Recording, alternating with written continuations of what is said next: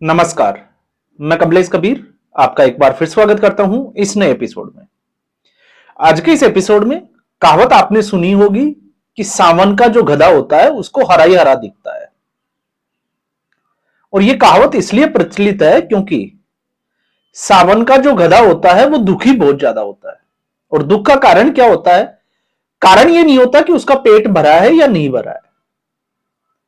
तो फिर कारण क्या है?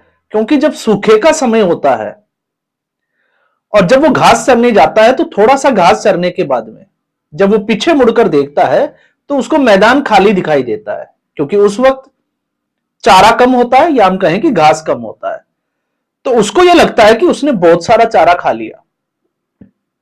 लेकिन जब सावन का महीना आता है तो चारों तरफ हरियाली होती है, वो घास चरता है और जब पीछे मुड़कर देखता है तो फिर उसको हरी भरी घास दिखाई देती है। तो उसका मन जो है वो उदास हो जाता है कि उसने अभी तो कुछ खाया ही नहीं है। अब यही स्थिति इस वक्त भारत के विपक्ष की है। जिस तरीके से सावन के गधे को हरा ही हरा दिखता है, ठीक उसी तरीके से विपक्ष को जब से एक नया गठबंधन बना है इंडिया अलायंस, उसके बाद से सत्ता के अलावा कुछ भी नहीं दिखता। और इस सत्ता के केंद्र में आती है कांग्रेस पार्टी। तो कांग्रेस पार्टी में अभी राहुल गांधी की स्थिति को अगर हम समझें तो इस वक्त आपने देखा होगा शकील अहमद, जो कांग्रेस पार्टी के बिहार के कद्दावर नेता, अब उन्होंने चूंकि कांग्रेस पार्टी की प्राथमिक सदस्यता से इस्तीफा दे दिया, तो लगातार वो अलग अलग सोशल मीडिया प्लेटफॉर्म्स पे इंटरव्यू दे रहे हैं। और जब उनसे यह क्वेश्चन पूछा जाता है तो वो साफ तौर से कहते हैं कि राहुल गांधी की मंशा सिर्फ और सिर्फ इतनी है कि किसी भी कारण से जनता जब नरेंद्र मोदी से हताश हो जाएगी, नरेंद्र मोदी के खिलाफ हो जाएगी, तो उनको सत्ता मिल जाएगी। और राहुल गांधी की इस सोच के पीछे का कारण क्या है? क्योंकि कांग्रेस पार्टी का ग्राफ चाहे कितना ही नीचे गिर जाए, लेकिन राष्ट्रीय स्तर पर दो ही पार्टियां हैं, एक भारतीय जनता पार्टी और दूसरी कांग्रेस पार्टी। बाकी सभी जो है वो क्षेत्रीय पार्टियां हैं। तो ऐसे में कांग्रेस पार्टी के लिए कोई चैलेंज नहीं है। तो फिर उसके बाद सत्ता का जो केंद्र रहेगा वो कांग्रेस पार्टी रहेगा। यह राहुल गांधी की मानसिकता है इस वक्त की। तो आपने देखा कांग्रेस पार्टी जिस तरीके से, चाहे वो जेएनजी के बहाने देश के लोगों को उकसाने का प्रयास हो, नेपाल के बहाने बांग्लादेश में भी आपको पता ही है कि इस वक्त क्या चल रहा है, लेकिन उससे ज्यादा कोशिश प्रयास किया जा रहा है कि वोट चोरी के बहाने कुछ बड़ा आंदोलन खड़ा कर सके ताकि लोग सड़कों पर उतरे। हालांकि कामयाब नहीं हो रहे। अब ऐसी स्थिति में महाराष्ट्र की राजनीति में फिर दो गधों का अवतार होता है। एक तरफ आपने देखा पृथ्वीराज चौहान, स्टेटमेंट, दो स्टेटमेंट। एक स्टेटमेंट जो ऑपरेशन सिंदूर के लिए दिया गया, अब उसमें क्यों दिया गया हम उस पर नहीं जाना चाहते। हमारा विषय है उनके दूसरे स्टेटमेंट में, जिसमें यह कहा गया कि 19 दिसंबर को एक बड़ा बम फटने वाला है। तो कांग्रेस पार्टी तो इससे पहले एटम बम, हाइड्रोजन बम सब कुछ फोड़ चुकी है।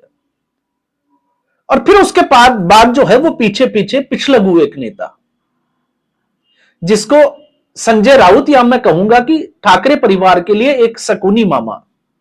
जब से ये शकुनी बाला साहब ठाकरे की मौत के बाद से उद्धव ठाकरे या मातोश्री की कुंडली में बैठा है, तब से दुर्योधन की क्या हालत है उद्धव ठाकरे की, ये पूरा देश जानता है।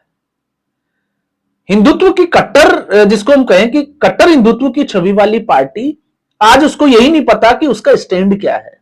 और जिम्मेवार कौन है? सिर्फ और सिर्फ संजय राउत। तो संजय राउत भी इसके साथ में एक स्टेटमेंट देते हैं कि 19 दिसंबर को बहुत बड़ा धमाका होने वाला है और उसके बाद सत्ता परिवर्तन हो जाएगा।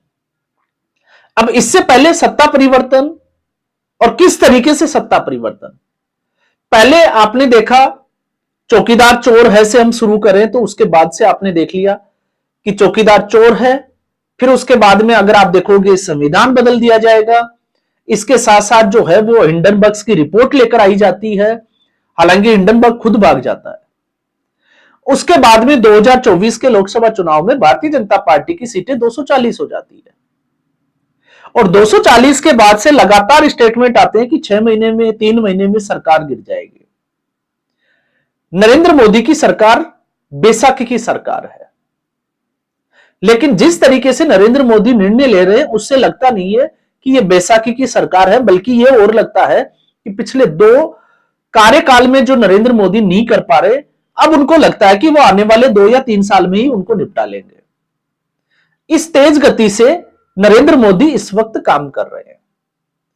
तो एक आखिरी कड़ी थी, क्योंकि आपने हरियाणा देखा, महाराष्ट्र देखा चुनाव, और बिहार उसमें एक आखिरी कड़ी थी। बिहार आखिरी कड़ी इसलिए थी क्योंकि इनको लग रहा था कि महागठबंधन की जीत होगी, और अगर महागठबंधन की जीत होगी तो जाहिर सी बात है जेडीयू की सीटें भी कम आएगी और भारतीय जनता पार्टी की भी सीटें कम आएगी। तो जब नीतीश कुमार की सीटों की संख्या कम हो जाएगी तो ये नीतीश कुमार को प्रलोभन देंगे, चाहे वो मुख्यमंत्री के पद का ही हो, और वो उस नीतीश कुमार को एनडीए से बाहर ले जाएंगे महागठबंधन में, या हम कहें कि इंडिया अलायंस में, और एनडीए गठबंधन की स्थिति गड़बड़ा जाएगी। लेकिन होता इसका उलट है कि एनडीए की जो सरकार है 200 से ज्यादा सीटें लेकर आती है। तो जेडीयू की सीटें और भारतीय जनता पार्टी की जब सीटें देखेंगे तो आपको अंदाजा लगेगा कि एनडीए मजबूत हुआ है या कमजोर हुआ है। तो हर सपना विपक्ष का जो है वो चकनाचूर होता चला गया।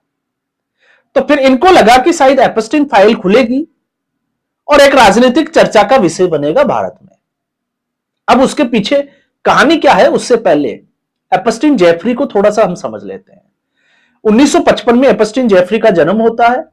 पैसे से यह शिक्षक होता है और बड़े रसूखदार लोगों के बच्चे जेफरी के पास पढ़ने के लिए आते हैं। मैथ्स और साइंस का टीचर होता है।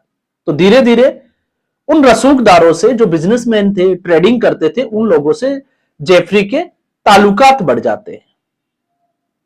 इसके बाद में फंड इकट्ठा होता है, क्योंकि ये इन्वेस्टमेंट और प्रॉपर्टी वगैरह का काम शुरू कर देता है। तो ऐसे करते करते एपस्टीन जो जेफरी है उसके पास इतना पैसा इकट्ठा हो जाता है कि वर्जीनिया आइलैंड, अमेरिका के वर्जीनिया आइलैंड में एक मेंशन बना लेता है, एक आलीशान बंगला। और फिर यहां से शुरू होता है एपस्टीन जेफरी का सफर। एक तरीके से हम कहें कि ब्लैकमेलिंग का सफर, जहां पर देश और दुनिया के, देश का मतलब यहां पर मेरा है अमेरिका से, अमेरिका और दुनिया भर के बड़े बड़े नेताओं को, बिजनेसमैन को खुला इनविटेशन दिया जाता है।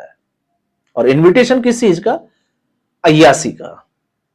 तो जेफरी एपस्टीन की जो यात्रा है उसमें अगर आप देखोगे तो खुद का जो है उस मेंशन के लिए एक प्लेन, हवाई जहाज यात्रा या हवाई यात्रा उपलब्ध करवाई जाती है यात्रियों को, जिसको लोलिता एक्सप्रेस के नाम से जाना जाता है। तो उसमें आप अगर देखोगे तो दुनिया भर के बड़े उद्योगपति और सरकार के नुमाइंदे, जिसको हम कहें कि वो लोग शामिल है, जिसमें से बिल क्लिंटन, क्योंकि उस वक्त तत्कालीन राष्ट्रपति अगर आप देखोगे 2000 के बाद से, तो उनके साथ अच्छे संबंध।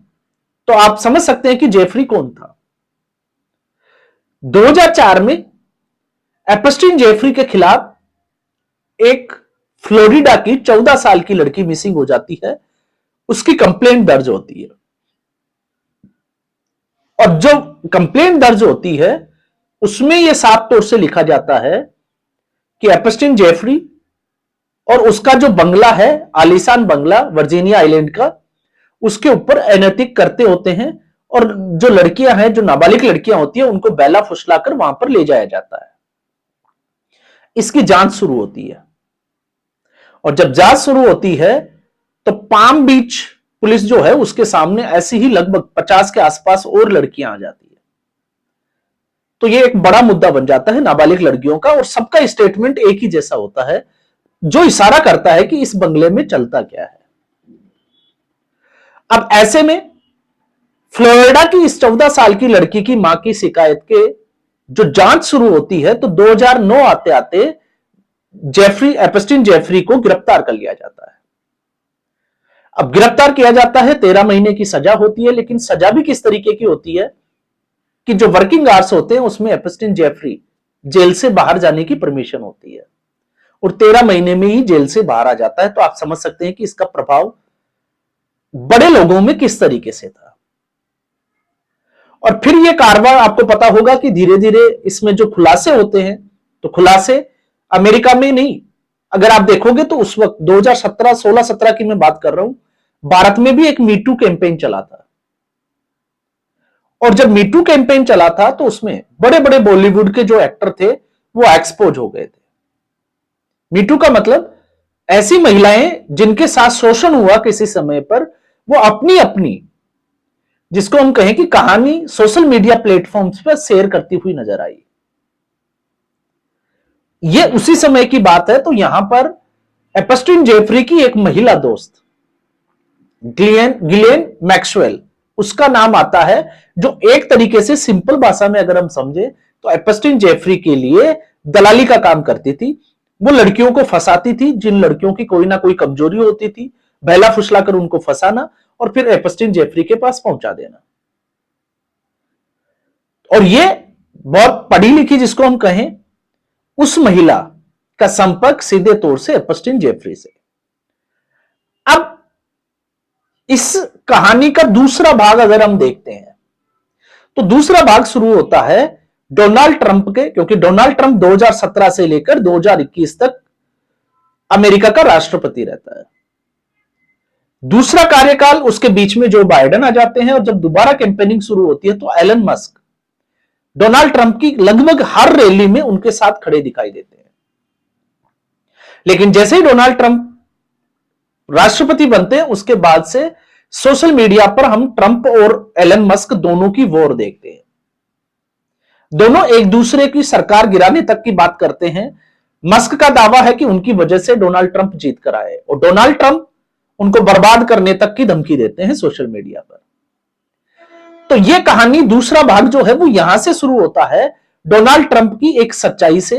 क्योंकि डोनाल्ड ट्रंप का एक क्लब, जिसका मारे लागो उसका नाम होता है, वहां पर एक लड़की होती है वर्जीनिया गिफ्रे, 16 साल की वो लड़की। उस 16 साल की लड़की का संपर्क होता है इसी क्लब में गिलेन मैक्सवेल से। वो उसको बहला फुसलाकर उसकी मुलाकात करवाती है एपस्टीन जेफरी से, और एपस्टीन जेफरी उसके बाद में मुलाकात होती है डोनाल्ड ट्रंप से, और डोनाल्ड ट्रंप से ही नहीं, यही जो वर्जीनिया गिफ्रे है, ये इस लड़की की ब्रिटेन यात्रा के दौरान, या हम कहें कि ब्रिटेन के जो प्रिंस थे एंड्रयू, उनसे भी मुलाकात होती है। मामला उछलता है और लगभग 12 मिलियन ब्रिटिश जो पाउंड है उसमें यह मामला सेटल किया जाता है। और इसी के बाद में अगर आप देखोगे तो खुद डोनाल्ड ट्रंप के ऊपर एक पॉर्न स्टार के साथ में एक मुकदमे को लेकर कार्रवाई चलती है न्यायालय में। तो ये दो बड़े मुद्दे। तो डोनाल्ड ट्रंप अगर राष्ट्रपति बनने से पहले देखें तो वो एक बिजनेसमैन थे। एपस्टीन जेफरी की उस क्लब की अगर आप देखोगे तो डोनाल्ड ट्रंप की बहुत सारी तस्वीरें जो साफ तौर से इशारा करती है कि डोनाल्ड ट्रंप का चरित्र कैसा होगा। लेकिन यहां पर सबसे बड़ा जो सवाल है कि क्या पश्चिमी संस्कृति में इससे कोई प्रभाव पड़ता है, क्योंकि चाहे वो पॉर्न स्टार का मामला हो या एपस्टीन जेफरी का मामला हो, इन दोनों मामलों के बावजूद जो है वो अमेरिका की जनता चुनती है डोनाल्ड ट्रंप को। तो ये पश्चिमी संस्कृति का अगर आप देखोगे तो एक तरीके से हिस्सा है। अगर यही एशिया की किसी कंट्री में ऐसा होता तो फिर सत्ता का जाना तय माना जा सकता है। तो डोनाल्ड ट्रंप, एफबीआई के पास जो है वो सारे दस्तावेज, क्योंकि 2009 में एफबीआई रेड डालती है, सारे दस्तावेज जो है वो अपने पास कब्जे में रखती है। और ऐसी फाइलें, ऐसे जो है वो वीडियो फुटेज जो पूरी दुनिया को चौंका सकते हैं। तो अभी जो संसद है अमेरिका की, उसमें डेमोक्रेट्स ने दबाव बनाना शुरू किया, और जब दबाव बनाना शुरू किया तो नवंबर में कि आखिर उन फाइल को सार्वजनिक क्यों नहीं किया जा रहा, तो डोनाल्ड ट्रंप ने उस प्रपोजल के ऊपर हस्ताक्षर कर दिए, जिसमें ये था कि 1 महीने के भीतर इन डॉक्यूमेंट्स को, इन फाइल्स को सार्वजनिक कर दिया जाए, पब्लिक डोमेन में ला दिया जाए। तो आज जब हम इसकी वीडियो बना रहे हैं तो उसकी आखिरी तारीख है। अब आप देखोगे कि इससे कोई अमेरिका के ऊपर कोई फर्क पड़ेगा, मुझे तो नहीं लगता, क्योंकि पश्चिमी संस्कृति का ये हिस्सा है। लेकिन इन लोगों को यह लगता है कि इससे शायद भारत में सत्ता परिवर्तन हो जाएगा, जिसकी उम्मीद बहुत कम है।